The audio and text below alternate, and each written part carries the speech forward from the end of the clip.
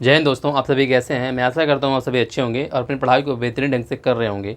आज हम आपके सामने यूपी ट्रिपल एस सी पेट के बारे में कुछ चीज़ें बताने के लिए यहाँ पर आए हुए हैं, क्योंकि नेक्स्ट मंथ सितंबर चल रहा है और अक्टूबर के लास्ट वीक में एग्ज़ाम होने वाला है पेट का।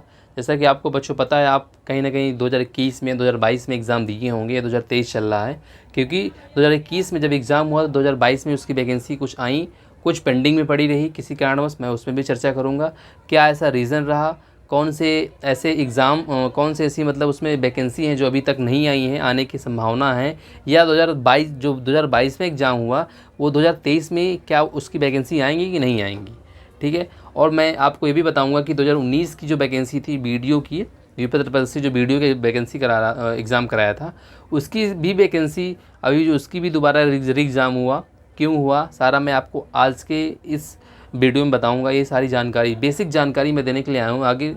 आखिर वाकई जो चल क्या रहा है, आखिर मैं ये बताना चाहता हूँ कि यूपी ट्रिपल एस सी जो एग्ज़ाम करा रही है, आखिर ये चल क्या रहा है। क्योंकि बच्चों को समझ में नहीं आता है कि हमने 2022 में जब एग्ज़ाम दिए उसका अभी एक भी हम लोग एग्ज़ाम नहीं दिए। अभी तक जो एग्ज़ाम हम दे रहे थे, लास्ट एग्ज़ाम जो 27 अगस्त को हुआ, UP triple S C junior assistant 2021 की, जो 21 में जिन बच्चों ने पेट का एग्ज़ाम दिया था उनका ही एग्ज़ाम हुआ है। मतलब 2022 में जिन्होंने पेट का एग्ज़ाम दिया उनका अभी तक कोई एग्ज़ाम ऐसा हुआ ही नहीं।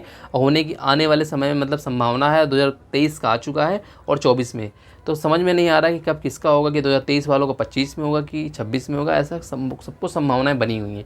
लेकिन हम लोग तैयारी तो करेंगे क्योंकि हमने फॉर्म डाला है और अगले मंथ इसका एग्ज़ाम है। हमारे पास 30 से 40 दिन, 40 से 50 दिन जो हमारे पास बचे हुए हैं उनको हम कैसे यूज़ करेंगे, कितना हमको सेफ़ स्कोर ज़रूरी है, कितना अगर आप स्कोर ले आएंगे तो हमारी मैक्सिमम 80% वैकेंसी हम लोग कवर कर सकते हैं। क्योंकि कहीं पर वैकेंसी ज़्यादा रहती है। जैसे पिछले साल जब एग्ज़ाम हुआ पेट के 2021 के पेट के तहत लेखपाल में सबसे ज़्यादा वैकेंसी थी। इसके बाद वैकेंसी सब में छोटी थोड़ी वैकेंसी थी। जैसे कि मान लीजिए UP triple S C junior assistant का हुआ, उसमें 1100 प्लस 1200 लगभग वैकेंसी थी। ऐसे ही सप्लाई इंस्पेक्टर का कई सारी वैकेंसी है, एलडीसी के तहत आई, लोअर पीसीएस के तहत आई, उनमें 200 400 ऐसे करके पद आए, जिनमें ये हो जाता है कि अगर आपके पेट में सबसे ज़्यादा हाईएस्ट स्कोर है, हाईएस्ट परसेंटाइल है, तो आप उस वैकेंसी में देने के मतलब उस पद के लिए आप एलिजिबल हैं। मतलब पेट कट ऑफ जब क्लियर करेंगे तब आप मेंस का एग्ज़ाम दे पाएंगे, क्योंकि पेट एक प्री एग्ज़ाम होता है। ठीक है। तो ये चीज़ें बेसिक चीज़ें हैं, छोटी छोटी चीज़ें जो आपको पता है, कुछ बच्चों को पता नहीं है। मैं उन बच्चों को बताना चाहता हूँ जिनको पता है, कोई बेसिक जो डाउट है आखिर जो वाकई में चल के आ रहा है। जैसे मान लीजिए होता नहीं कि एग्ज़ाम हुआ, उसमें नकल कई बार बच्चे पकड़े जाते हैं, कई बार क्या होता है जो वाकई में मैंने देखा है, मैं उसको करंट का जो एग्जाम्पल मैं वो भी आपको बताऊँगा। आखिर ये आयोग की लापरवाही क्या चल रही है, आयोग क्या करना चाहता है और क्या है कि एग्ज़ाम होने के बाद पता चलता है कि नकल हुई है क्या नहीं हुई, मैं आपको आज के एग्ज़ाम में बताऊँगा। लेकिन मैं पेट के, क्योंकि 2000 पेट की बात कर रहे हैं, पेट 2023 की हम लोग बात कर रहे हैं बच्चे। ठीक है। पेट 2023 की हम लोग बात करने वाले हैं। जो 23 में एग्ज़ाम होगा, इसकी 24 में वैकेंसियाँ हैं। क्योंकि 1 डेढ़ महीने में इसका रिजल्ट 2 महीने में अनाउंस होता है कि कितने बच्चों कितने परसेंटाइल आया, कितना क्या हुआ। जनवरी फरवरी के बीच में इसका रिजल्ट आएगा, क्योंकि अक्टूबर में होगा, नवंबर में कुछ होगा नहीं, दिसंबर में, क्योंकि अगले 2024 में एग्ज़ाम है। तो संभावनाएँ हैं, बट एक साल ही वैलिड होता है ये पेट, आपको पता होगा। 2023 जो 2022 में बच्चे थे उनको कोई वैकेंसी अभी तक मिली नहीं हुई है, तो उन्हें पेंडिंग में है कि वीडियो का हुआ और UP triple S C junior assistant और कई सारी जो है जो मतलब स्पेसिफिक पोस्ट आई, जैसे आई स्पेशलिस्ट का आया, इसके बाद ईआर ऐसे करके जो उन्होंने उसमें डिप्लोमा किया उनका। तो वहाँ पर हमको 99% चांस रहते हैं, अगर क्योंकि बच्चे कम रहते हैं, जो बच्चे रहते भी पेट नहीं दिए हुए होते हैं, तो कई सारी चीज़ें हो जाती हैं। तो वहाँ पर तो वही बच्चे सिलेक्ट होंगे जो मतलब कम भी नंबर लाए हैं, उनका हो जाएगा आराम से, तो वो डजन मैटर है। एएनएम की इन्होंने 2021 की वैकेंसी को इन्होंने किया, इसके लिए बहुत हम लोग शुक्रगुजार हैं। जिनको नौकरी मिली, जिन महिलाओं को, जिन बच्चियों को इसमें जॉब मिल गई है, उनके लिए बहुत बहुत धन्यवाद, बहुत बहुत उनके लिए आभार है कि वो लोग इतना हार्ड वर्क किए। लेकिन इसमें यह था कि जिनके 0 भी नंबर थे पेट में उनको भी बुलाया गया, क्योंकि उतने लोग ही नहीं थे, क्योंकि एएनएम का डिप्लोमा भी ज़रूरी होता है। तो वो बातें थी, क्योंकि उसको बात हमने देखा था, उसका जब ने एनालिसिस किया तो पता चला कि इन जब बच्चों के कम भी नंबर हैं उनको भी सिलेक्ट किया गया, बच्चियों के, क्योंकि लड़कियां इसमें होती हैं, फीमेल की होती हैं, जिन्होंने एएनएम में डिप्लोमा किया होता है, एएनएम जीएनएम में उन्हीं का होता है, तो वो भी हुआ था उसमें। ठीक है। तो ये तो बगल की बात है, उसके बाद बताऊँगा।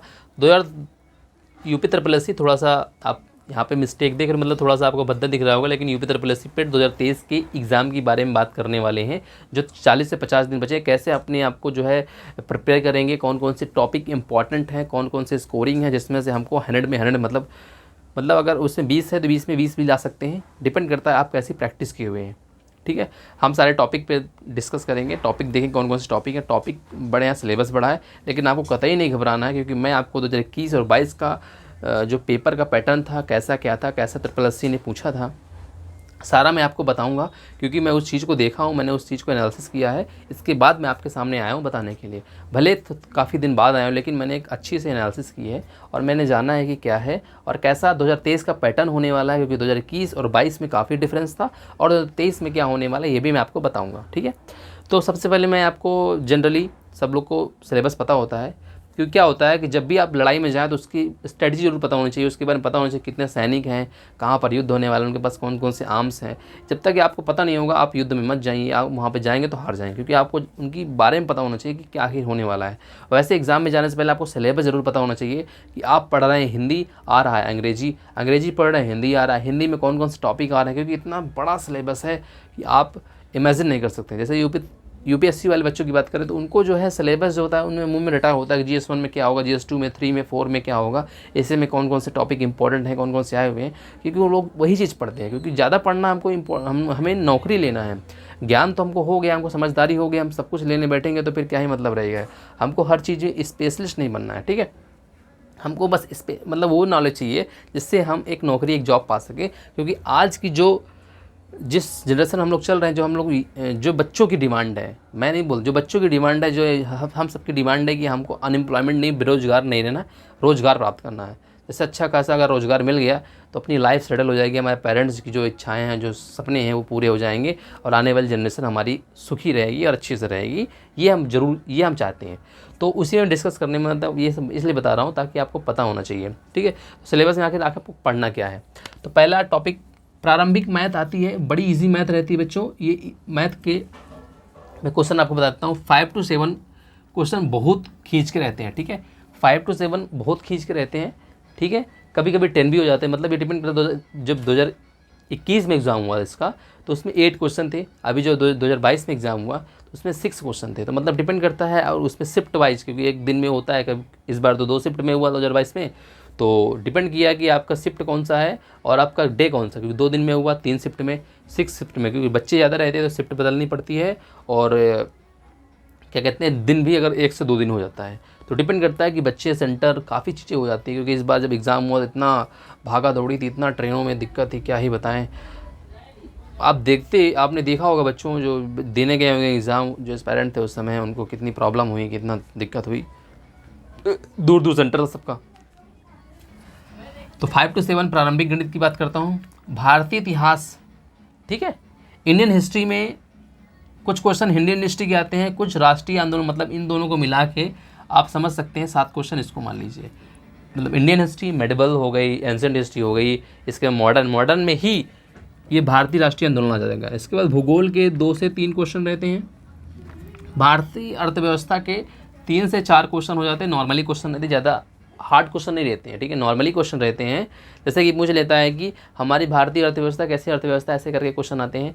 जीडीपी का फुल फॉर्म पूछ लेगा, जीडीपी और जीएनपी में अंतर पूछ लेता है। ऐसे कि व्यापारिक घाटा क्या होता है, ऐसे नॉर्मल क्वेश्चन रहते हैं। कुछ थोड़ा सा टिपिकल हो जाते हैं, लेकिन आपको टर्म्स अगर समझ में आ गया तो आप उसके आंसर को टिक आराम से करके निकल जाएंगे। ठीक है, इस बात को दिमाग में रखना। भारतीय संविधान और लोक प्रशासन, ठीक है, इससे भी प्रश्न आते हैं, लेकिन याद रखिएगा कभी कभी 4 या 5 या उससे ज़्यादा भी हो सकते हैं, क्योंकि इस शिफ्ट में डिपेंड करता है किस शिफ्ट में क्या है। करंट अफेयर से पिछले बार के शिफ्ट में बहुत सारे क्वेश्चन है, 10 भर के क्वेश्चन है, 10 से 12, 15 क्वेश्चन, 18 क्वेश्चन, 20 क्वेश्चन तक यहाँ से आए। तो वहाँ पे जो है दिक्कतें हो जाती हैं बच्चों को कि यह वहाँ से सबसे ज़्यादा क्वेश्चन आ गए, तो एक्सपेक्ट नहीं कर सकते हैं आप। 2021 का जो पैटर्न था, जब मैं अगर 2021 के पैटर्न की बच्चों बात करूँ और 2022 के पैटर्न की बात करूँ तो काफ़ी डिफरेंस था। ये 21 का पैटर्न था, बच्चों के भर के नंबर आए, क्योंकि नंबर इसलिए आए क्योंकि इसका जो सिलेबस, जब इसका पेपर का जो बना था वो इजी था।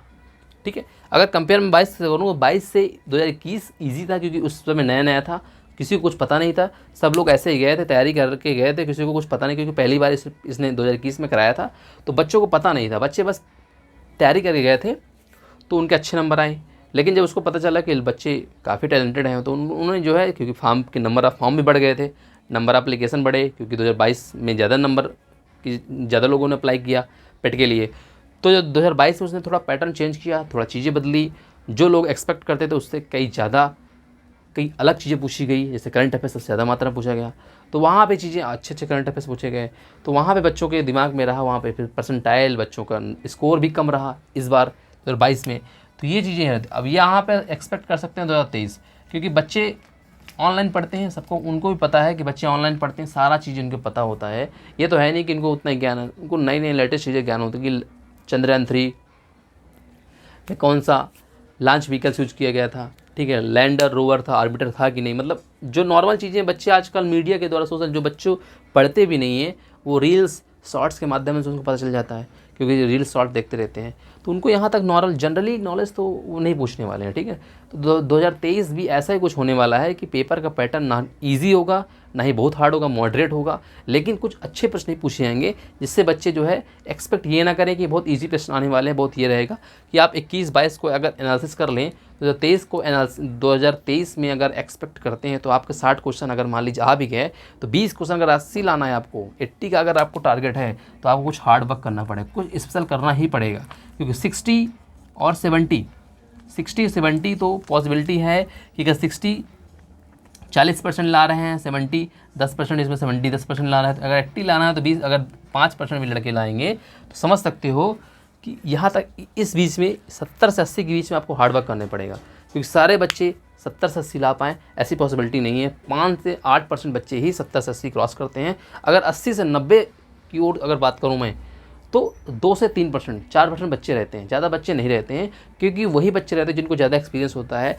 ज़्यादा एग्जाम दिए रहते हैं, जीके जीएस जिनका बहुत स्ट्रांग होता है, ठीक है। और ये टॉपिक इसलिए बता रहा हूँ क्योंकि इनसे प्रश्न आते हैं और यहीं पे बच्चे गलती कर देते हैं, और जहाँ सबसे ज़्यादा गलती बच्चे करते हैं मैं आपको बता रहा हूँ, पहले आप एक बार समझ लीजिए। सामान्य ज्ञान के नॉर्मल क्वेश्चन आएंगे, 1 से 2 क्वेश्चन आते हैं, हिंदी क्वेश्चन आएंगे, ठीक है, इसमें पैराग्राफ आएगा, ठीक है ना, जैसे पैसे ज़्यादा नहीं है इंग्लिश में, हिंदी में पैराग्राफ आएगा, और कुछ इस बार का पैसेज मतलब 2022 का पैसेज काफ़ी अच्छा था, बच्चों के दिमाग हिल गए और बच्चों ने जो है काफ़ी इसमें टाइम दिया। तो इस बात को दिमाग में रखना बच्चों कि आप इसकी प्रैक्टिस जरूर करिएगा कि पैसेज कोई अपने आर्टिकल पढ़ रहे हैं, कुछ समझ रहे हैं, उसके क्वेश्चन बनाइए, देखिए, क्योंकि उसके अंदर से ही कई चीज़ें पूछ लेता है, ऐसे पूछ लेता है कि ये इस शब्द का अर्थ क्या है, इस शब्द का विलोम क्या है, इस शब्द की पर्यायवाची मतलब इस शब्द का पर्यायवाची क्या होगा, 4 ऑप्शन दे दिया। तो ऐसे करके प्रश्न आते हैं, ये बात दिमाग में रखना है। इंग्लिश में भी कंप्रेंशन पूछ लेता है और कभी कभी पूछता भी नहीं, मतलब लेकिन पूछता है, 2 बार में लगा तो पूछता है, लेकिन डिपेंड करता है कि वहाँ पे जो है कंप्रेंशन जो पूछा गया है सही ईजी है कि थोड़ा सा हार्ड है या थोड़ा सा मतलब मॉडरेट है, वो डिपेंड करता है कि आपका कौन शिफ्ट में है, ठीक है। लेकिन आपको समझ के करना है तो आप इजी कर सकते हैं, लेकिन अगर नहीं समझेंगे तो आप नहीं कर पाएंगे वहाँ पे भी।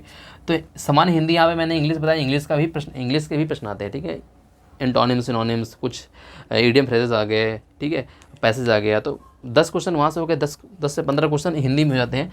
रीजनिंग के भी मान लीजिए 5 से 7 क्वेश्चन हो जाते हैं। समसामयिकी का मतलब होता है बच्चों की करंट अफेयर्स, ठीक है ना, तो करंट अफेयर्स की मैंने बताया 10 क्वेश्चन आए, पिछली बार तो 5 ही आए थे, इस बार 10 से 15 20 भी क्वेश्चन हो गए थे। तो डिपेंड करता है कि इस बार के एग्जाम के पैटर्न और इस बार के पैटर्न में क्या अंतर रहा। अब सामान्य जागरूकता मतलब कि जो सामान्य जागरूकता स्टैटिक जिसे बोलते हैं कि आप जागरूक हैं कि नहीं। अभी मान लीजिए कह दिया गया कि किस देश की करेंसी को बदला गया है, तो समसामयिकी हो गया, सामान्य जागरूकता हो गया, जनरल अवेयरनेस हो गया, ठीक है, सामान्य अंग्रेजी हो गया, अपठित हिंदी गद्यांश विवेचन विश्लेषण, ठीक है। तो यहाँ पे जो सामान्य हिंदी आई है इसका पैसेज अलग है, यहाँ पे अलग से पैसेज दिया हुआ है, तो ये दिखाना, ये अलग से टॉपिक दे दिया है कि हिंदी का गद्यांश विवेचन और विश्लेषण, उसका विवेचन करो और विश्लेषण करो, उसके उत्तर दो। ग्राफ की व्याख्या और विश्लेषण, तालिका की व्याख्या और विश्लेषण, ये बहुत इंपॉर्टेंट टॉपिक है क्योंकि इसमें 20 क्वेश्चन आते हैं बच्चे फिक्स, पिछले बार भी आए फिक्स, इस बार भी आए फिक्स, ये फिक्स है, 10 नंबर ये फिक्स है, 20 10 30 फिक्स है, 30 नंबर फिक्स है, चाहे जितना आप कर लो ये आएंगे ही आएंगे।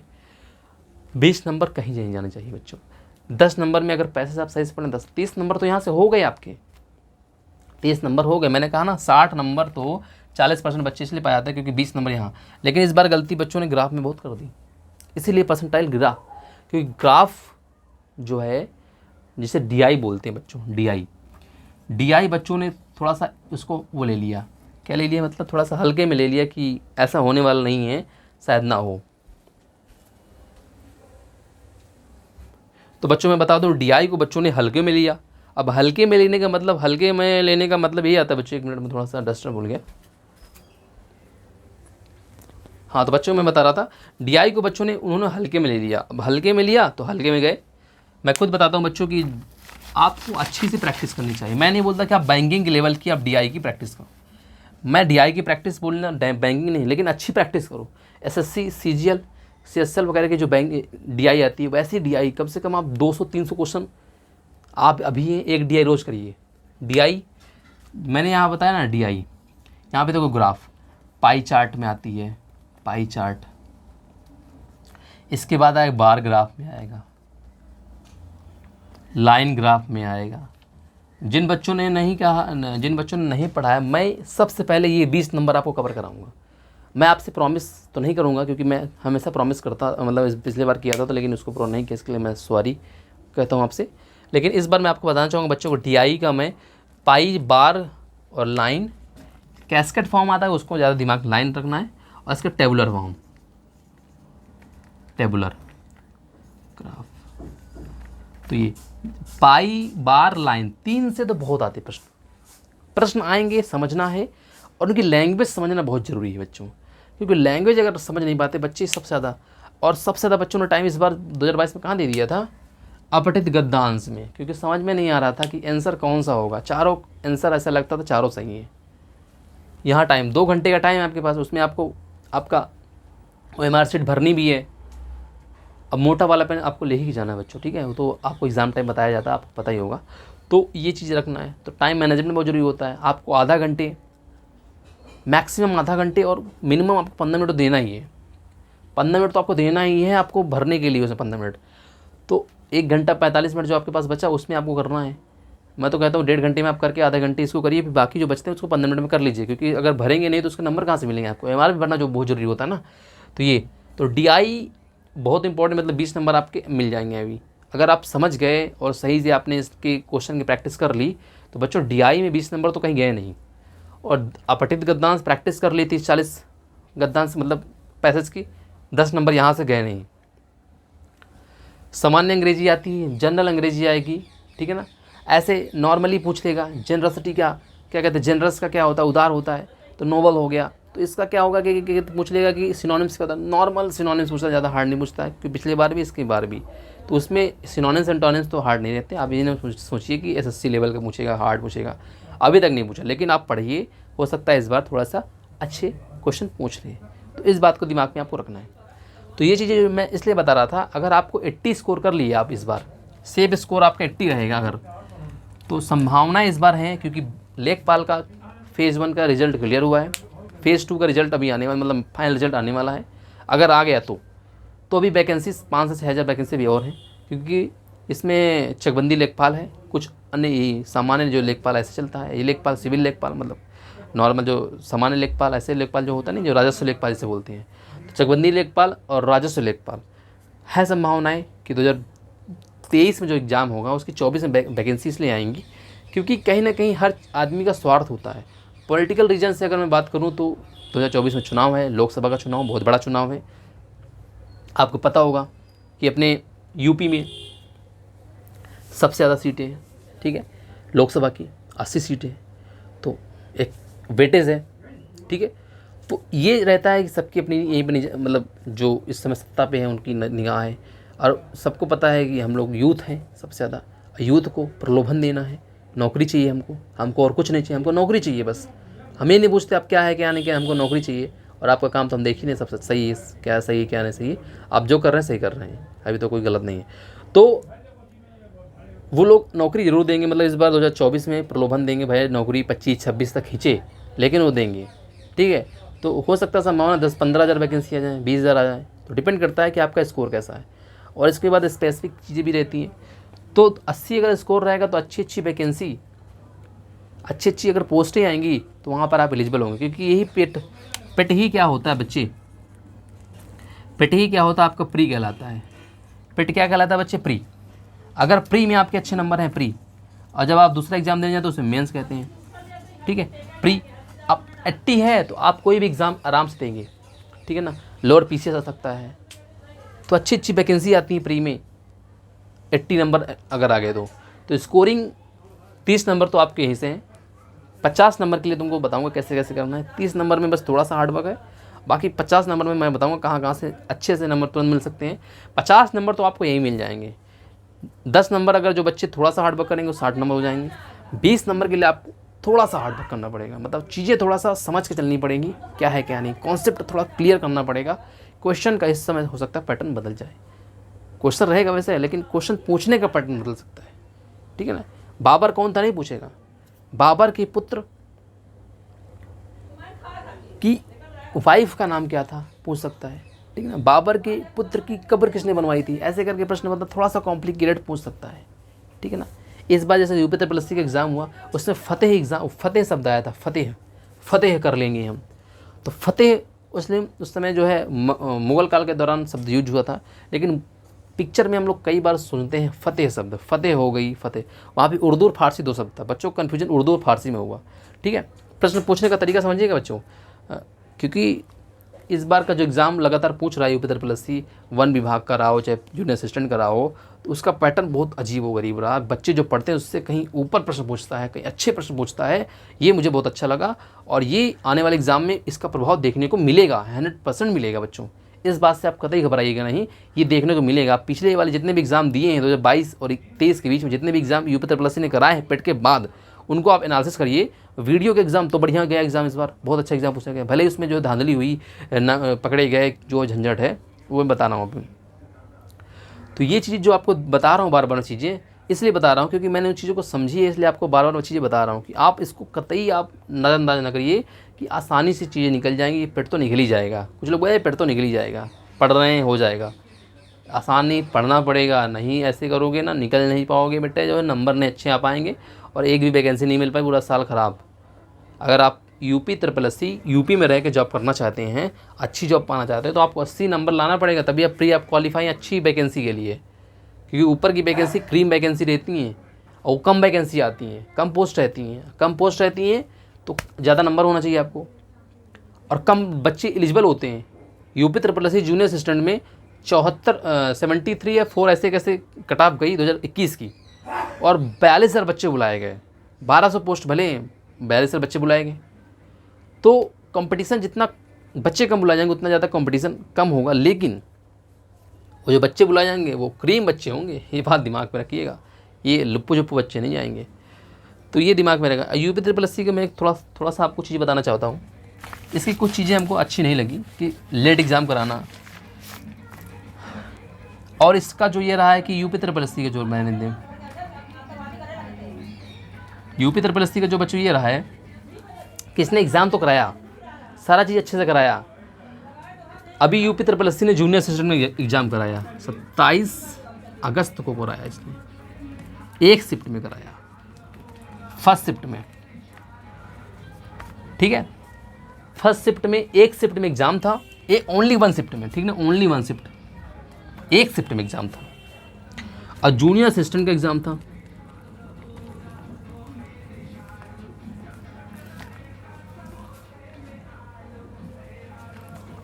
जूनियर असिस्टेंट का एग्ज़ाम था। पेपर का पैटर्न हार्ड टू मॉडरेट था, मॉडरेट टू हार्ड था, मतलब कह सकते हैं। अब क्या हुआ कि सेंटर पे क्या हुआ, एक सेंटर पे होता, कई सेंटर में ऐसा हुआ होगा क्योंकि 2 ही सेंटर थे, ओनली 2 सेंटर थे। कितने थे? 2 सेंटर, एक था लखनऊ और एक था आगरा। 42,000 बच्चे थे टोटल, कितने थे? 42,000। मैं इसलिए बता रहा हूँ 21,000 बच्चे बटे,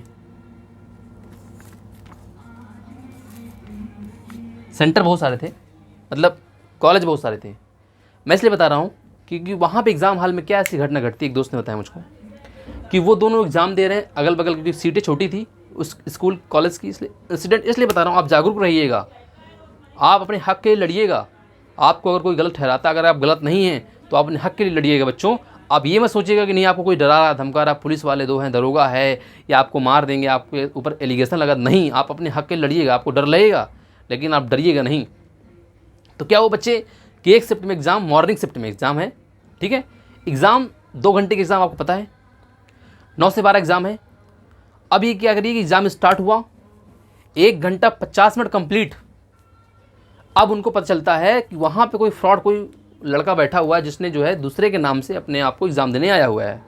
2 सीट में 2 लड़के बैठे हुए, उनको एग्जैक्ट नहीं पता है कौन सा लड़का है।